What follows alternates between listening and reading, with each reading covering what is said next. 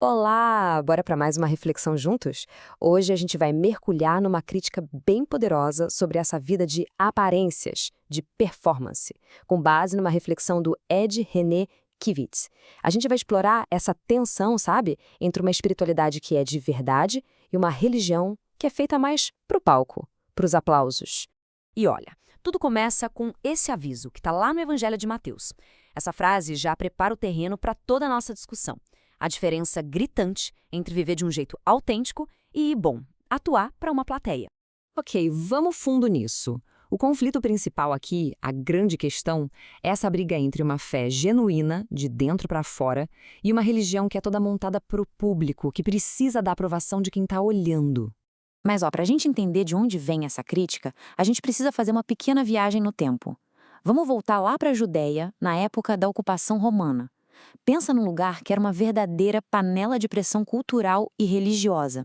A grande pergunta na cabeça do povo judeu naquela época era basicamente essa: como é que a gente mantém quem a gente é, a nossa identidade, quando tem um império gigante pressionando para todo mundo virar uma coisa só?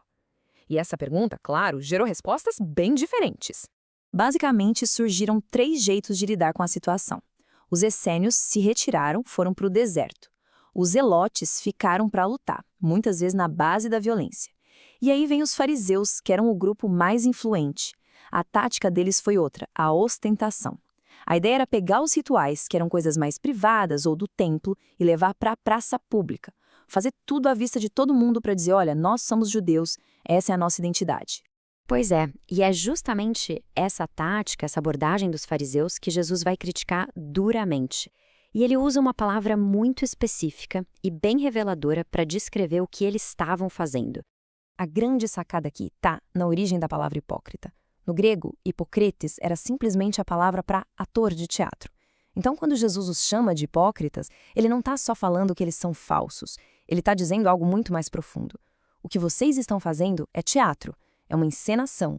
E essa religião espetáculo, segundo essa crítica, tem um efeito corrosivo, sabe? Ela vai minando a fé, o próprio indivíduo e a comunidade como um todo. Vamos ver os principais problemas que ela causa. A primeira coisa que acontece: Deus some da equação. Quando a prática religiosa vira um show, a plateia se torna o verdadeiro juiz. A recompensa que se busca não é mais a de Deus, mas o like, a validação, o aplauso das pessoas. A coisa deixa de ser vertical e vira puramente horizontal. E claro, isso desemboca direto no narcisismo. Essa citação genial resume perfeitamente o que acontece. A religião de performance alimenta um eu que precisa o tempo todo ser validado. O outro não é mais alguém com quem a gente se conecta, mas vira um espelho que tem que ficar ali refletindo e aplaudindo a imagem que a gente construiu. E, por fim, a comunidade vai para o espaço. Sabe por quê? Porque comunidade de verdade é feita do encontro dos diferentes, unidos por algo maior. A ostentação não cria isso. Ela cria clubes de afinidade, panelinhas, onde todo mundo tem que pensar igual, agir igual. Quem é diferente é excluído. E aí vira aquele clima de nós, os certos, contra eles, o resto do mundo. Tá, mas então qual é a saída? O que Jesus propõe no lugar disso tudo? É uma ideia radical. É basicamente virar a lógica de cabeça para baixo. Uma inversão total do que é público e do que é privado. O pulo do gato está todo nessa inversão aqui.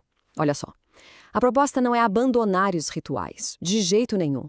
É só mudar eles de lugar. Em vez de fazer o ritual na rua para todo mundo ver e a justiça escondido, o Evangelho propõe o exato oposto.